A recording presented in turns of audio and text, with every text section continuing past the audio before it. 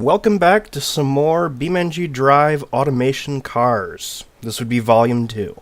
So, as with the last video that you probably have not seen yet, I'm gonna work through all the normal vehicles and then we're gonna get into the silly stuff. What you're witnessing right now is the Neomoto hatchback. It is my take on a very, very base model 3-door subcompact, similar in vein to, say, the Daihatsu Charade, the Geo Metro, which I based the design off of, or any number of other subcompacts that are probably gone by now because of how cheap they were. It has a 3-cylinder engine. It is front-engine, front-wheel drive. It rides really high, I noticed, but that's alright because that's more robustness. I'm also not a professional salesperson or anything, so I don't really have the capability of really selling a car, so to speak. Moving on from the Neomoto hatchback, we have the Patterson Pursuit. As you can imagine, it is designed to be a pursuit vehicle. Say a police car or a police interceptor, but it also serves a lot of other purposes like taxi services and such. I tried to make it look like a combination of the Chevy Caprice and the Ford Crown Victoria. The Caprice definitely because of the tail lights. Oh geez, I gotta look where I'm going. Well, I guess this is what happens when you try to commentate and drive. Anyways, it's not a looker, and it's not particularly a handler either, but it has decent performance. It's a front-engine, rear-wheel drive car, has a V8 engine that, honestly, what else would you have in an American fleet car, let's be quite honest. But overall, I'm proud of it. Something fairly average that I've made. Also, in this collection of cars that I have made, I decided to go for something a bit more classy, and classic as well. This is the Coventry Cirrus.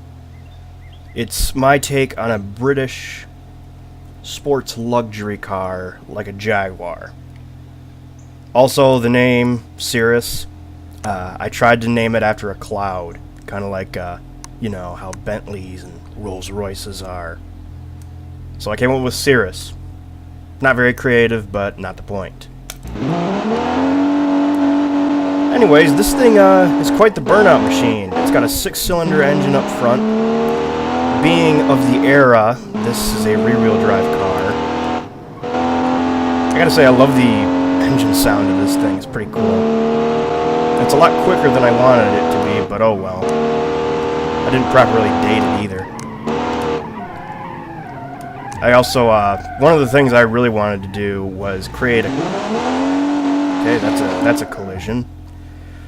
One of the things I really wanted to do was make it a two-tone, so it just seemed a bit more classic and personalized. Although it is kind of big, so I highly doubt my claim of it being a sport luxury sedan. Moving on with the silliness of the video, we have the Cybercar prototype. This is a one-off hypercar, not even a supercar, but a hypercar that is designed solely to be high-tech and futuristic.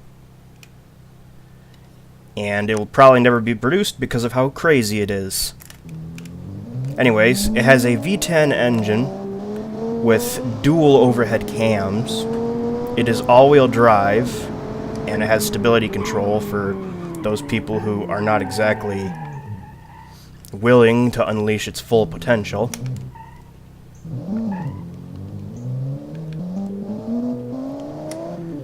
But the real magic happens when you turn that stability control off, and it goes like the wind.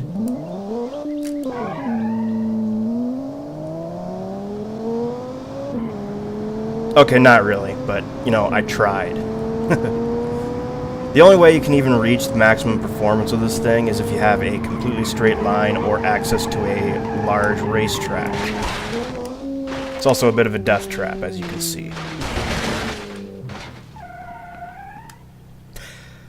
Well, it did say it was a prototype, so do with that as you will. Moving on with something a bit more serious is the Patterson Journeyman. It is an all-wheel drive, off-road exploration van. And yes, I know I said that word really weird. It's also got V8 power, because this is America, and we don't mess around with no 4 cylinders or 6 cylinders off-road. Or maybe we do, and I'm just overly stereotyping. It's probably the latter. Anyways, let's just see this thing's off-road ability, shall we? I made this thing specifically because I'm more of a car person. I'm not too much into trucks. I mean, I like vehicles of all kinds. So I made this thing, just to give the truck enthusiasts of Beamng a little something to mess around with, despite the fact that it's not necessarily the best off-road. But it should be sufficient for the man. It's apparently built like a tank too, because it can take rollovers, which is exactly what I intended to do there.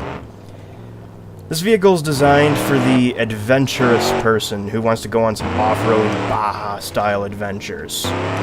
It's also pretty fast. Although I would recommend watching where you're going, because you never know what you're going to run into.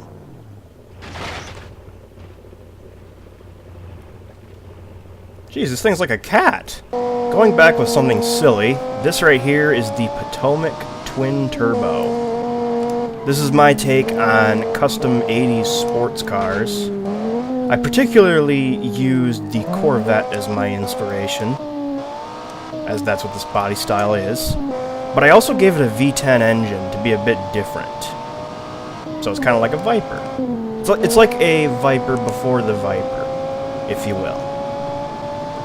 It's not exactly a good handler. It's mainly meant to go in a straight line. Yeah, and passengers would be dead if you got into a crash. Possibly the drivers, too. But a lot of the time when I'm in automation, I like to make silly things like this, instead of just completely serious all the time.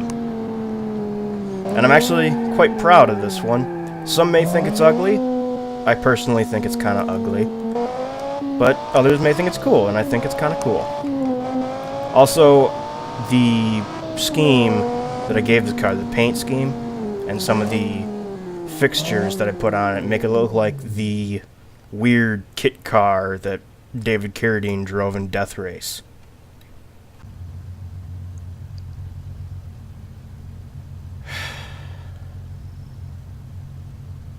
I forgot I created this thing. Anyways, this is the Drew Customs High Roller. It is my cross between the typical 1970s pimpmobile and a donk, as you can see with its constantly pulsating wheels and tires. I have no idea what that's about. My objective here is basically all the gaudy stuff in this game that you can put on a car and just slap it all on one vehicle. Plus, as I said, it's a donk slash pimpmobile hybrid, so extra gaudy. It's not a very good performer. Definitely not a very good handler. Heck, the wheels are scraping on the ground, if you can see that. The sparks that are flying every time I turn. So yeah, you got such touches as the crazy round headlights up front, a grille, got those big old chrome bumpers. I just put a hood scoop there just to make it a bit more gaudy. You got a porthole window toward the back. And of course, something that I forgot to put on this thing, unfortunately, is a Continental kit.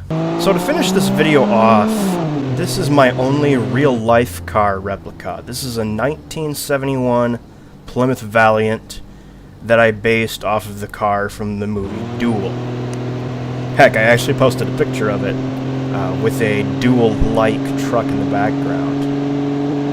And I tried my best to replicate it as best I could. It has a 6-cylinder engine, it's rear-wheel drive. got those crazy looking hubcaps on it that unfortunately don't come off, unfortunately. And several other small details that I can't really go in depth with because I'm probably already boring you guys already. Anyways, thank you for watching this video. If you'd like to see some more cars, then definitely feel free to leave a comment saying so. And other than that, I will see you all later.